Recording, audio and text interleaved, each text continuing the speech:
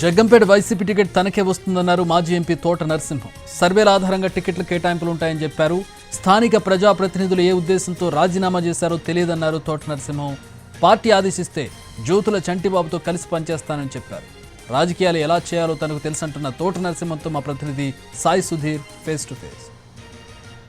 జగ్గంపేట రాజకీయాలు ఆసక్తికరంగా మారాయి. వైసీపీ సిట్టింగ్ ఎమ్మెల్యేగా ఉన్న జ్యోతుల చంటిబాబుకు పార్టీ టికెట్ నిరాకరించింది. దాంతో ఆయన వర్గం స్థానిక ప్రజాప్రతినిధులు పార్టీకి రాజీనామా చేశారు. ఇదే అంశంపై మనతో మాట్లాడడానికి, మొత్తం నియోజకవర్గంలో జరుగుతున్న పరిణామాల గురించి మాట్లాడడానికి జగ్గంపేటకు చెందిన తోట నరసింహం ఉన్నారు. ఆయనతో మాట్లాడదాం.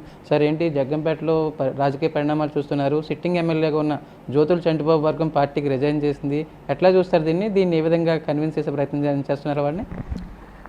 నిన్న వారు మరి సడన్గా నిర్ణయం తీసుకుని కొంతమంది పదవికి పార్టీలకి రాజీనామా చేసినట్టు, కొంత వైఎస్ఆర్ కాంగ్రెస్ పార్టీకి రాజీనామా చేసినట్టుగా ఒక 4-5 ప్రకటన చేయడం జరిగింది.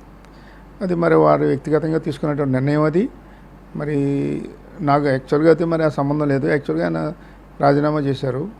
ఎందుకన్నది మరి వారు నిర్ణయాలు కూడా ప్రకటించారు. ఎందువల్ల చేయవలసి వచ్చింది రాజీనామా అన్నది కూడా కేవలం మాకు మేము చేసిన పనులకి బిల్లులు రావటం లేదు, డబ్బులు రావటం లేదు అనేటువంటి ఉద్దేశంతో మరి ఈ పార్టీలోంచి మేము రాజీనామా చేయడం జరుగుతుందని ప్రకటన చేశారు. మరో కారణం కూడా చెప్పారు. బిల్లులతో పాటు సిట్టింగ్ ఎమ్మెల్యేగా ఉన్న జ్యోతుల చంటిబాబు టికెట్ నిరాకరించారు, తోట నరసింహం గారికి ఇస్తున్నారు కాబట్టి మేము పార్టీకి దూరంగా ఉంటున్నామని చెప్తున్నారు.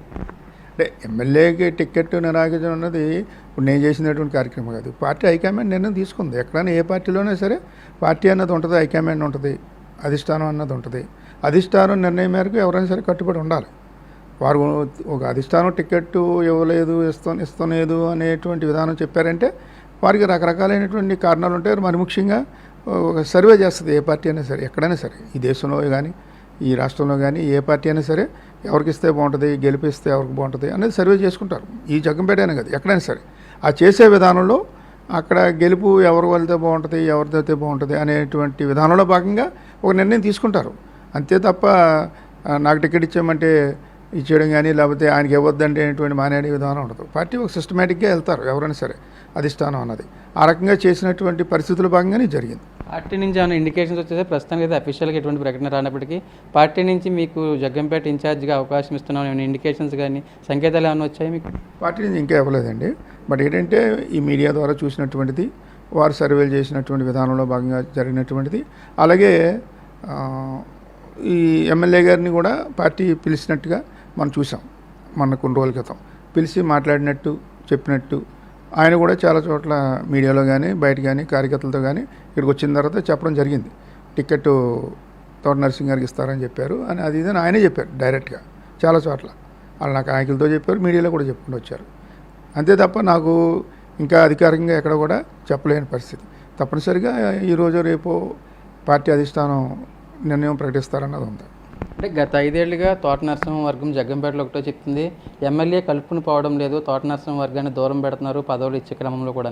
ఇప్పుడు తోట నరసింహం ఒకవేళ అవకాశం వస్తే ఎమ్మెల్యేని కలుపుకుని, ఇప్పుడు ప్రస్తుతం ఉన్న ఎమ్మెల్యేని కలుపుకుని పోయి చేసి రాజకీయాలు చేసే అవకాశం ఉందంటారు? డెఫినెట్గా ఎవరు చేసినా నేను మాత్రం కలుపుకుని వెళ్తాను.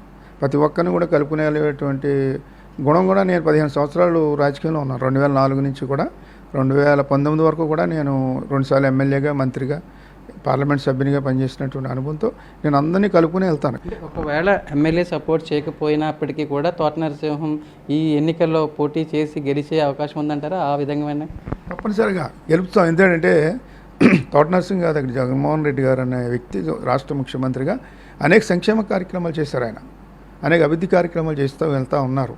ప్రతి నిరుపేద కుటుంబానికి మీరు చూస్తూ ఉన్నారు. ఎక్కడ లేని విధంగా అనేక రకాలైనటువంటి లబ్ధి ఈరోజు నిరుపేదలకి సంక్షేమ బాట పెట్టించి కార్యక్రమాలు చేస్తున్నటువంటి వ్యక్తి మన రాష్ట్ర ముఖ్యమంత్రి జగన్మోహన్ రెడ్డి గారు.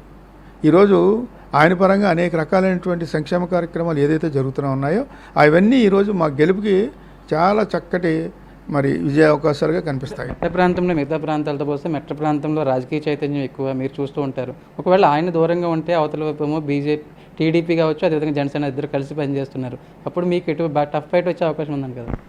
అంటే నేను జనరల్గా ఎలక్షన్లో చాలా ఎలక్షన్లో నిలబడ్డాను, బలంగా నిలబడ్డాను. చాలా ఎలక్షన్ కూడా చేశాను నేను ఈ రాష్ట్రంలో కానీ స్టేట్ మన జిల్లాలో కానీ చాలా ఎన్నికలు చేసినటువంటి అనుభవం కూడా నాకు ఉంది.